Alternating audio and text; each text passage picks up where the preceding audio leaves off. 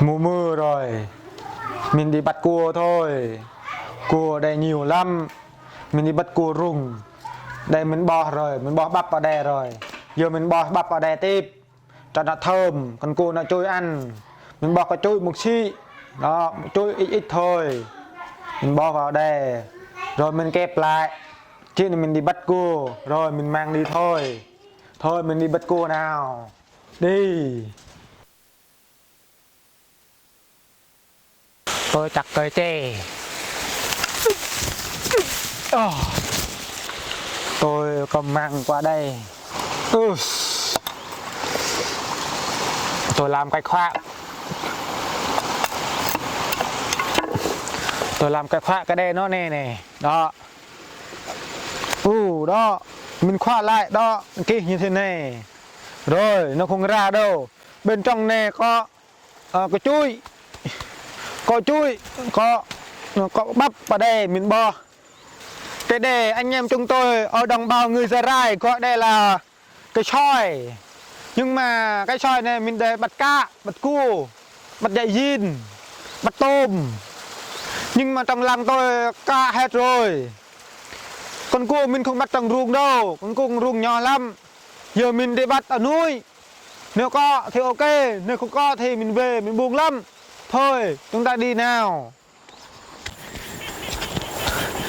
Mà reng tình tiết tờ rui dạ có bưng hà lôi tình tiết tờ rui dạ có bưng hà lôi.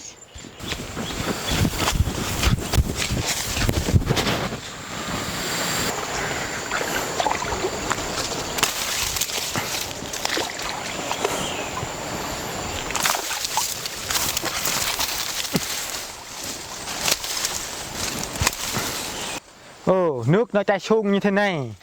Đó, nước nó chảy sung như thế này. Nhưng mà bình thường là mình nghĩ là cái đầu này như thế này. Nhưng không phải. Cái đây là cái soi. Người ta không biết như vậy. Người ta bấy như thế này này. Đó. Nước nó chảy như thế này nhưng mà mình biết như thế này. Rồi, mình bỏ nha.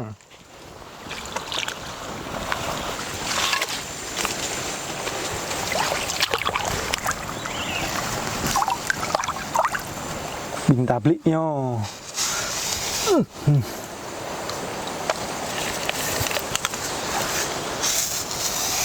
Rồi. Sợ người ta ăn tôm đó các bạn. Nên mình lấy cái bụi này. Mình sẽ bỏ vào đây. Để người ta không phát hiện ra. Ở đây là có một cái bẫy. Đó, như thế này nè.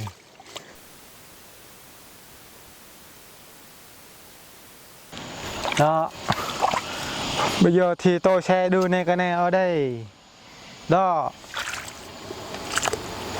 Đó. Người ta không biết đâu. Mình dụ cái này ở đây ngày mai trong con cua. Hello. Một ngày đã trôi qua rồi các bạn ơi. Bây giờ thì anh em chúng tôi sẽ đi xem cái bể cua của Rúp. Đó. Đó, anh em chúng tôi đang đi. Hiện tại anh em chúng tôi đang xuống các bạn ơi. Ui, nghi ngờ quá ta. Sợ người ta ăn trộm quá.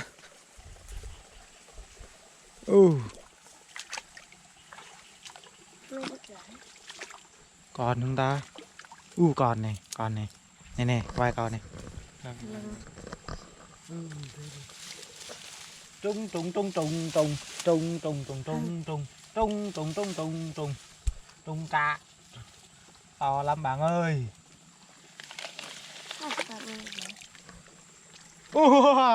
Trung trung một con luôn các bạn ơi. Wow, một con thôi. Một con thôi các bạn ơi. Cù đùng cù to các bạn ơi. Xem nè. Rinh crack đó. Các bạn ơi. Đó, rồi, ngay. Một con thôi các bạn ơi. Mới cho bạn xem luôn này. Đây, thấy chưa? Đây to lắm các bạn ơi. Cái cua ở rừng to lắm các bạn ơi. Chui trời ăn hết cái mùng chuối luôn. Đây các bạn ơi. Cứng quả đây này. Đó. Wow, đó thấy chưa? Cái đây là con cua rừng các bạn ơi. Đó. thế này đó thấy chưa bạn ơi đó to cái này cánh nó kép cái mình mà kép cái tay mình nó đứt luôn này các bạn ơi, đó thấy chưa kia không thấy chưa được hey, bây giờ vậy là rút ra thành công mà một cái bể này cái xoài này chỉ bắt được một con cua thôi. Con cua này to quá đây, wow đó to lắm. Nếu mà ở đây thì con cua này to rồi các bạn ơi, chứ trong làng rút không có con tôm mà to hơn con cua này đâu. Cua ở đây chắc này cùng, nhưng mà ý là không phải là con cua này to, nhưng mà nó cái kiểu con cua như thế này nè, nó to bằng như thế này rồi. Có con cua chắc này con cua nó trừ khoảng, ý là con cua này thì con của con cua thôi, con cua mẹ nó to lắm, con cua mẹ nó to lắm kiểu này con cua kiểu này ăn nó ngon và chất lắm các bạn ơi. Con cua rừng á, đó rừng kìa, quay bên kia kìa, đó nó rừng hết đó thấy chưa, đó bắt đó núi từ rừng xuống á, nên có con cua ở đây thôi. Vậy là bắt được rồi nha các bạn nha. Đó rồi, ok, bỏ lại bỏ lại bỏ lại rồi, đi tiếp rồi, quay gọng lại Bỏ đây. Hôm nay chơi. hôm trước thì anh em chúng tôi có bẫy ở đây một cái nữa, nên hôm nay chúng ta sẽ qua đây tiếp xem.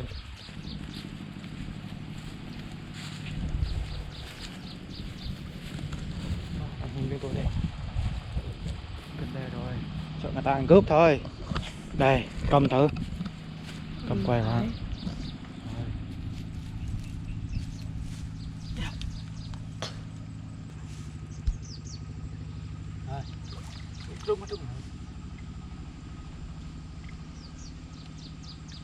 Wow,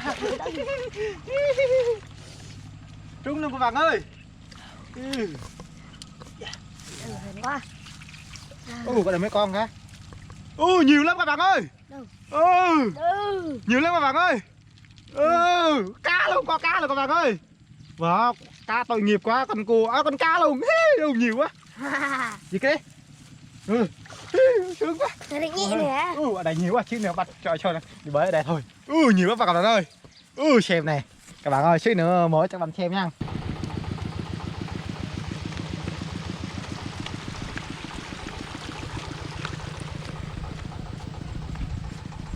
Các bạn ơi, sướng quá. Bây giờ Rúp sẽ đem cho các bạn xem nha. 1 con, 2 con, 3 con, 4 con. 4 con rùa, 1, 2, 3, 4.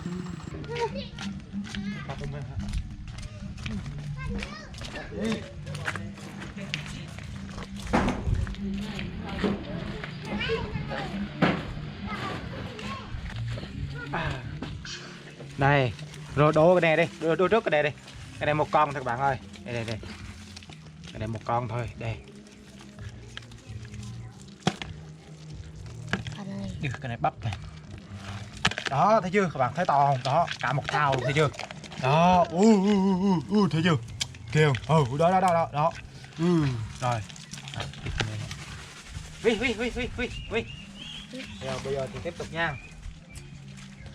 Cho nó đánh nhau luôn chứ nha. Đó, cá luôn, có cá này các bạn ơi. Đó, trúng cá luôn các bạn ơi. Đó. Tiếp tục nha. Đó. Đó, này con nó ít nhỏ hơn xíu. Cái này nó lên luôn.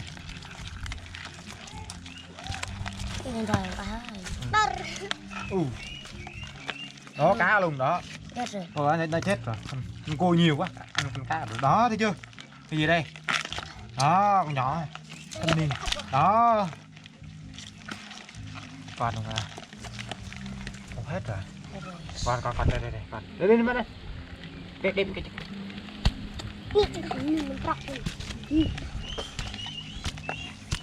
Đó. Hết chưa ta? Rồi hết rồi, mấy con ta? 1, 2, 3, 4, 5 con các bạn ơi. Thấy chưa? Cái này là con to nhất này, trúng đầu to nhất này. Đó. Nè, 2 con cá, 1, 2. Đó, thấy chưa các bạn, thấy chưa? Đây. Đó. Bây giờ thì chúng ta sẽ làm cái gì đây? Nướng ăn rồi, xào nó, luộc ăn rồi. Cái này ngon lắm. Rồi, chào mừng các bạn đã xem video nha. Đã quá này. Thấy chưa? Đó, to nhất đây. Đá, sướng lắm. Cua rừng này. Rồi, ok.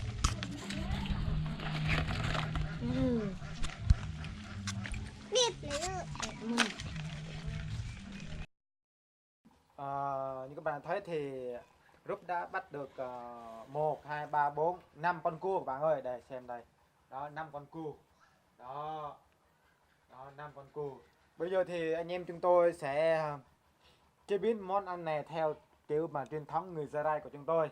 Đó, hôm nay nhà bếp đó là Y Tai sẽ thực hiện cái món ăn này. Đó, rồi sau đó Rúp sẽ làm người cameraman sẽ quay Y Tai chế biến món ăn này. Đó, xem này, đó. Đây này, các bạn nhìn thấy này. Ở đây. Nhìn gần vào đây. Đó. Thấy chưa? Còn rất là to các bạn ơi. Cua rừng nhé. Vâng, hôm nay anh em chúng tôi sẽ đi tìm nguyên liệu đây để mà nấu chung cái cua rừng ấy thưa các bạn. Đây. Đầu tiên á, cái nguyên liệu chính nhá. Cà đắng nha các bạn. Đây. Hái đi. Để tìm thứ trái. Trái nó nhỏ nhỏ thôi, vừa. Biết còn trái nào không? Nhìn đi. Ở đây này thưa các bạn. Đây. Đây thưa các bạn. Đây. Đây này. Có một bụi to vậy mà trái nó ít, người ta hái quá trời. Ngày nào người ta cũng hái hết. Nấu chung cái lá mì cũng được mà. Nguyên liệu thứ hai nữa là ớt nha thưa các bạn. Ớt trắng. Khi nó chín là màu đỏ. Đây thưa các bạn. Chắc nguyên liệu ở đây chắc đủ đó, ớt. Còn nguyên liệu thứ ba nữa là lá é nhé thưa các bạn. Đây, lá é đây. Để cho nó thơm hơn á.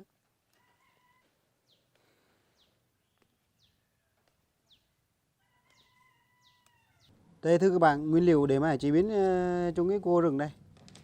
Đầu tiên cái cà, ớt, lá é. Đây. Theo số lượng 4 con cua hồi nãy là nếu mà tính ra cái cà này thì hơi ít, tại vì anh em chúng tôi thì hái được cái nhiêu đây thôi, hết cà rồi. Lần đầu tiên khi chúng ta chế biến chúng ta phải nướng nha. Phải nướng cà này trước đã, nướng thưa các bạn, nướng nha. Giờ đây tôi sẽ đi nướng đây. Đây cà đây chúng ta sẽ nướng nha các bạn.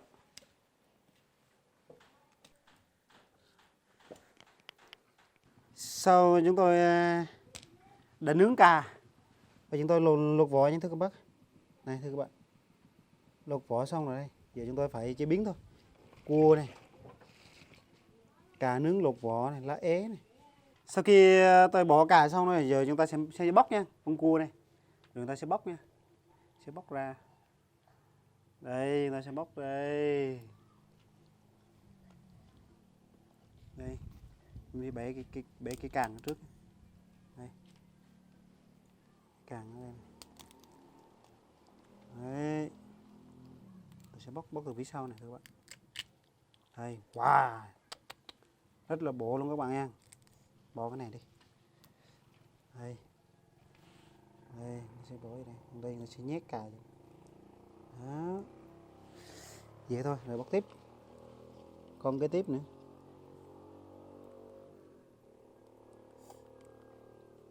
Cua này nếu nó kẹp rất là đau đó các bạn. Đây.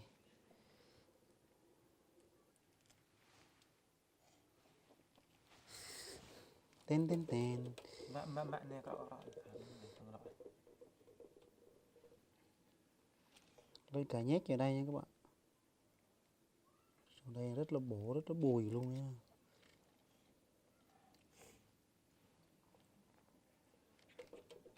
Rồi, giờ đã xong thưa các bạn.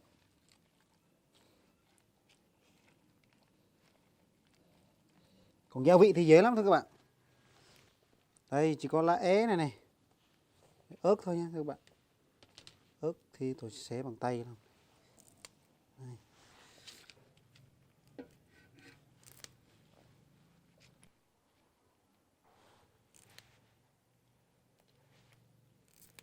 Đây. Nhà chỉ có mới hột. Đây. Đang đẩy ra bên em có hạt nêm thì đậm đà không cần. Muối thôi, đang đẩy ra có hạt nêm thôi là được. Thôi nhiêu đây chúng tôi bỏ như đây được. Đây. Đây. Tiếp tục.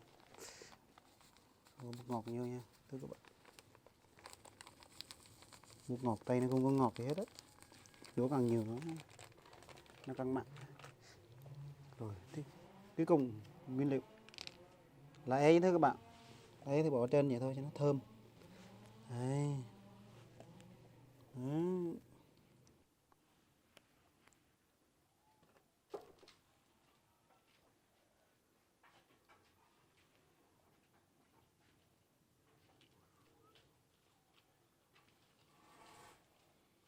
Giờ tôi sẽ gói nha các bạn.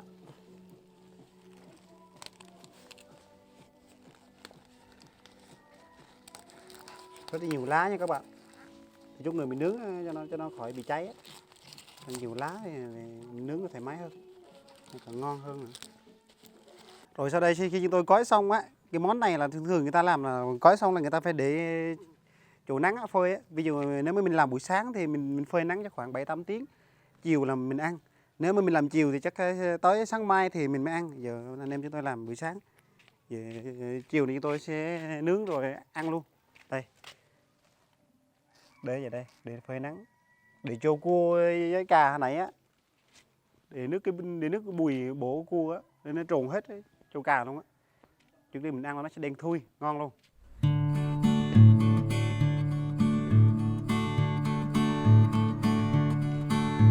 Thưa các bạn, hai anh em chúng tôi đã phơi nắng là từ sáng rồi, tới bây giờ là được 7 tiếng. Giờ anh em chúng tôi sẽ đi nướng nha thưa các bạn.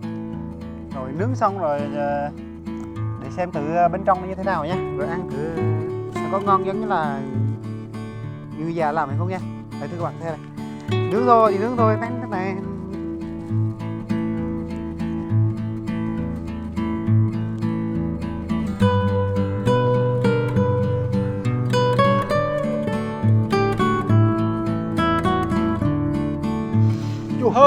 Bây giờ thì anh em chúng tôi đã xong rồi bạn ơi. Đó, anh này là bếp này. Nó bốc sôi đã, chắc nó chín rồi á. Nướng này thì mới bốc rồi mà. Thôi anh em mình lên lấy lần đi. Rồi, lấy ra ăn thử đi. Rồi ok đi. Ui trời, nóng chín rồi đó. Được không? Rồi, ok. Thì anh em khui thử nha các bạn ơi. Chín chưa? Mấy phút rồi á. Chín này nữa là mới thôi. Thử nha, khui thử. Ui trời, giờ thấy nó bốc hơi nó thơm rồi đấy. Wow. Wow. Wow. Chín rồi các bạn ơi. Ui trời, rất là ngon đó các bạn ơi. Đây này, chín nữa này, nó mềm hết, cà nó mềm hết. Ui trời trời trời, chín các bạn ơi. Ui trời trời trời.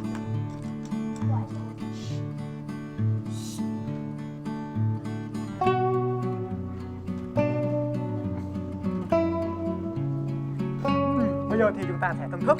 Đó, ăn cơm. Bởi vì cái món ăn này là ăn Ăn cơm. để thưa các bạn, ăn chung cơm các bạn.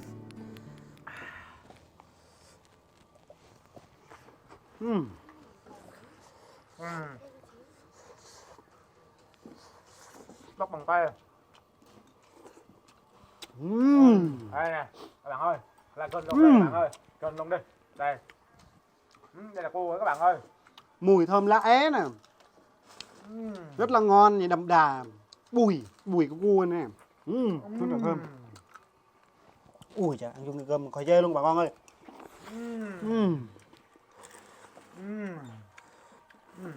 Bỏ đây nha, nó bỏ đây nha. Nào.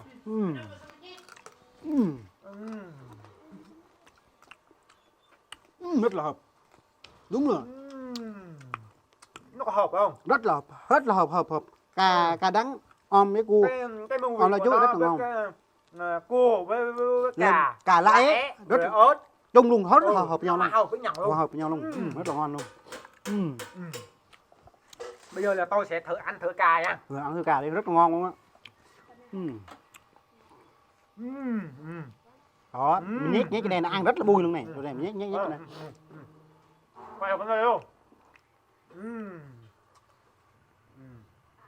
Đó, cà nhét vào đây. Sao, rất là sao? Đậm đà bùi không? Wow, chắc món này tốn cơm quá. Ăn quá ngon luôn. Lá é đây bạn ơi. Ngon quá. Nè. Ở dưới trong nó ngon, nó hợp nè. Đó. Đây này các bạn ơi, nhìn đây. Đây này các bạn ơi.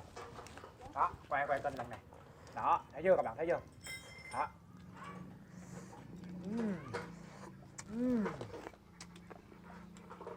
À. Cái vị ở cái cua này bên trong á, nó hơi đắng đắng một xíu. Rất phù hợp. Bây giờ tôi phải thưởng thức qua đây luôn, quay qua bên đây luôn. Ớt Rất là ngon, cay cay. luôn, thử nha. Đây là ép là ca thơm mùi vị thế này nha. Đây nha các bạn này, đó, đây nha. Thử nha, này, quay phía đây luôn. Sao? Cái món này là đúng là món truyền thống của bên Đúng luôn. rồi, mà tón gì đây Đúng là món người già ngày xưa luôn đó. Đúng rồi đó, đúng rồi.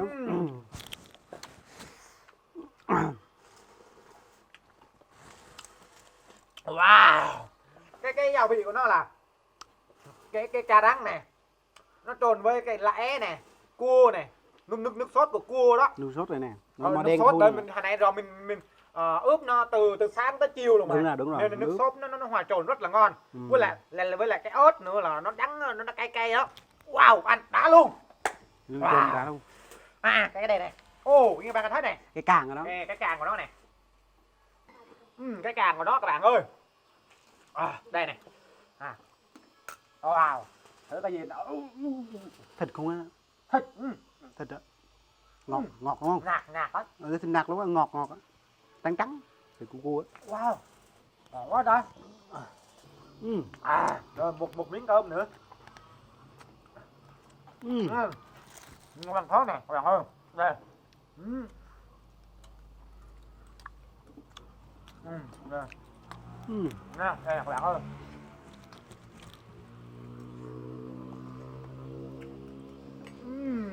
Ngon quá. Rất là ngon đúng không? Chúng ta đã thành công. Yeah. Như các bạn đã thấy thì anh em chúng tôi đã ăn. Chúng tôi đã làm được cái món ăn này từ các ông bà cha mẹ ngày xưa đã để lại. Lúc đó thì anh em chúng tôi vẫn còn nhỏ, nhưng mà từ khi mà chúng tôi lớn lên, cách đây cũng phải 10 năm, cái món ăn này là nó dần là không có nữa, nó hiếm rồi đó. Nếu tôi nhớ rằng là cái món ăn này từ năm 2002, 2001 đến năm 2003 gì đó, bây giờ là năm 2019 rồi, nó trôi qua rất là dài rồi. Món ăn nó dần nó bớt đi, dần nó biến mất đi, và bây giờ thì anh em chúng tôi đã làm lại và tìm cái con cua này mình khó là tìm cái con cua này con cua này. Cái món ăn này mình có thể mà lấy cua trên ruộng hay là lấy cua mà đi chỗ chợ đâu là nó không phù hợp. Cái cua này nó cái mùi vị với là thịt nó với lại cái cách của mùi vị này đó, nó khác hẳn cái cua mình ở trong nhà đó, nên cái cua này mình lấy ở trong rừng đó các bạn ơi. Vậy là món ăn hôm nay rất là ngon và thơm, và đặc biệt cay và mùi chát rồi rất là ngon, nói chung rất là ngon và đậm đà. Cái mùi vị của nó là nhớ lại ngày xưa ở năm 2002 2001 gì đó, ăn bà cha mẹ nghèo khó khổ đau và đã làm ra những món ăn từ thiên nhiên và núi rừng. Bây giờ thì anh em chúng tôi đã làm lại. Cảm ơn các bạn đã xem video đời ý nghĩa này. Hẹn gặp lại các bạn một video tiếp theo.